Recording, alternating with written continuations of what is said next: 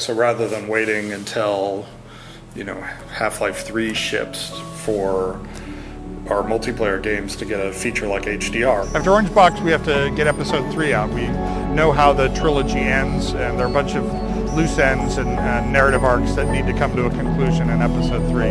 So that's going to be a big focus for us. The main thing that we're working on right now after we get the Orange Box out the door is going to be episode 3. So we can finish off this trilogy and finish the story arcs that the characters are going through. We're going to be running this experiment on episodic content through episode 3, and then we're going to sit down and say, so we had episode 1, which was a little bit shorter, episode 2 that's longer, came as part of the Orange Box with TF2 and Portal, and whatever we end up doing with episode 3. Our plan for Half-Life is to get through these 3 episodes. Welcome to Half-Life 2, Episode 2.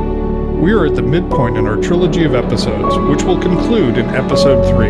Episode 3, what do we know about it? What can you tell us? From our point of view, there's enough newness in there that we want to sort of spring it on people and say, here's a bunch of things you've never seen before. Have multiple of those. And that's graphically or in terms of the gameplay or? There's stuff that visually hasn't been in games before, and there's certainly a bunch of game elements on the order of Portal that have never been done before. So even better than the Portal gun?